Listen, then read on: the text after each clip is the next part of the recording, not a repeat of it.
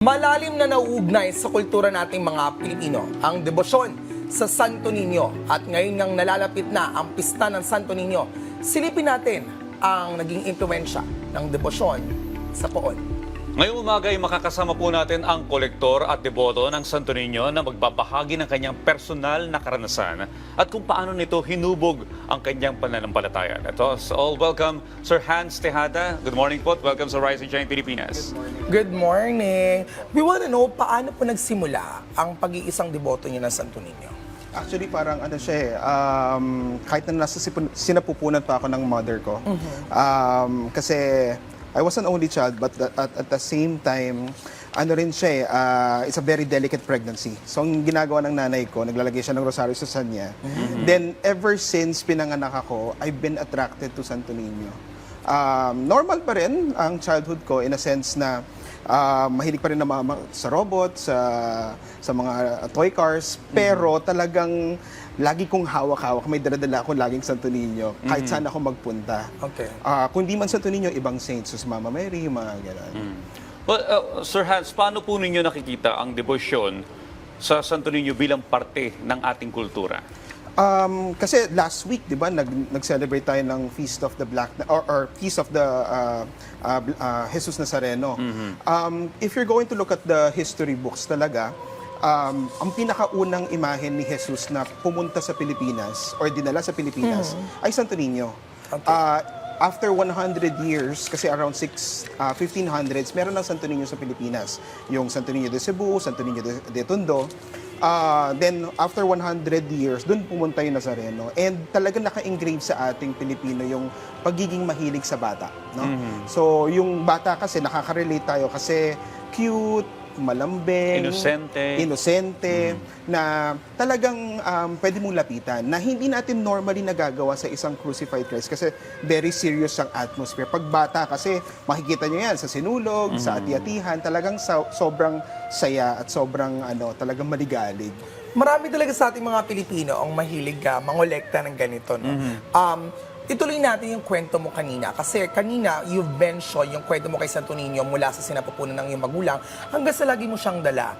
Pero gaano naging kahalaga sa'yo ang Santo Niño sa iyong buhay? Moving forward, mula nung ikaw ay naging binata hanggang sa kasalukuyan. Nung bata ako talaga, only child ako at saka nabubuli ako dati. Okay. Na para bang wala akong kasama, wala akong makausap. So, kinakausap ko yung Santo Niño namin. So, talagang, kahit na wala siyang reply, at least, parang sinasabi ng nanay ko, magdasal ka na lang, at least, kung ano yung tingin mo tama, yun ang mangyayari, di ba? At the same time, growing up, actually, tumigil siya ng onti, humina, kasi naging focused ako sa trabaho. And being a professional kasi talagang sometimes wala ka ng oras sa sarili mo. Pero nung 2020, nung pandemic, doon ako parang siguro kinalabit ako ulit na parang, uy, nakakalimutan mo na Lumapit ka ako. sa akin. Oo. And isa sa mga ninyo ko, ito, yung binili ko nung pandemic. Kasi nung 2020, isa kami sa mga unang pamilya na nagkaroon ng COVID. Okay. And hindi namin alam ang gagawin namin. Yung tatay ko, na ospital. So talagang lahat kami stressed. So sabi ko, I think kailangan ko na ulit magdasal. And yun, binigay naman ni Jesus yung yung hiling namin. At saka lahat ng lahat ng mga hiniling ko talaga binigay niya. Pumasa ako sa licensure exam. Saka yung mga simple na hiling na everyday thankful ako talaga sa kanya. Well, ito yung bilanggit mo, nagkasakit yung father mo. So, dun bumalik yung lalim ng pananampalataya mo sa Santo Niño, tama ba? Opo. So, bukod doon, may mga personal struggle pa ba sa buhay mo na kinailangan mo talagang lumapit sa Santo Niño? Nagkaroon din ako ng struggle sa faith ko na para bang, totoo ka ba? Na nagkaroon ako ng moment na gano'n na hindi ko alam kung totoo ba yung pinapaniwalaan ko. But at the same time, every time na umuwi ako sa bahay namin, nakikita ko yung mga ninyo na parang siyang magnet, no? Katulad sa Cebu, yung kanta nila na Bato Balani sa Gugma, it's a magnet of love. Ibig sabihin talagang nadodraw talaga ako sa kanya every time na nakikita ko siya. And parang, hindi naman sa napipilitan, pero nai-inspire ako na magdasal, na mag-reflect sa mga ginawa ko, sa mga nagawa ko, sa mga hindi ko nagawa. So, it made me a better person in such a way. And ano siya, sabi ko sa sarili ko, I think it's time for me to go back to the roots and at the same time, balikan yung dating kinahihiligan ko. Ayun. At mukhang talagang kambal mo na kung tutuusin mula nung ikinasa sinapupunan ng Santo Niño. Let's go na with your collection. As a collector, 5 ang nandito. Ano yung pinaka-paborito mo dyan? Actually, pag tatanungin niyo isang kolektor, wala siyang paborito, lahat yan. Okay. Pero kanya-kanyang experience mo per per image, no? So, if you're going to consider the oldest one, this one is the oldest one. Wala pa ako, bata. I mean, siguro dalaga pa yung nanay ko, meron na yan. It's around Okay. 40 years old. Although due for for restoration and repair. Pero lumaki ako, yung mga pictures ko nung bata, kasama ko to. Na every time nagse-celebrate kami ng birthday, kasama siya. No? And then ito yung sabihin natin ito yung In ingay sa COVID pandemic. kasi. Nag-COVID, no? Kasi ano siya, for me, the reason why meaningful yung mga Santo Niño sa akin, it's also a form of prayer. In a sense na, for example, ito natutulog. Parang kala mo wala siyang problema sa buhay. At the same time, ganun din yung dasal ko, na magkaroon ako ng less anxiety o kaya maging kalmado lang. No? Huwag masyadong intindihin yung mga problema sa buhay. Yung pinaka-recent ko is itong dalawa, no? This one is made by Maestro Willie Layog, if you're familiar with him. So, ngayon, yan yung ano ko, hindi naman paborito, pero parang apple of the eye ko. Kasi iba yung pagkakagawa sa kanya. At the same time, it's also meaningful kasi pinaka-paborito ko talagang season is Christmas season. Yung isa, ano ba yan? Para may, merong resemblance sa pagiging Pilipino. Actually, it's a rendition of the Santo Niño de Cebu. Kung makikita niyo yung Okay. mukha niya, talagang faithful siya dun sa mukha Ayun. ng Santo Niño de Cebu. Pero, ang damit niya iba, para siyang sailor, Okay. yung hat, no? Kasi parang ano lang siya, consistent with the history na dinala siya dito galing sa Galion. No?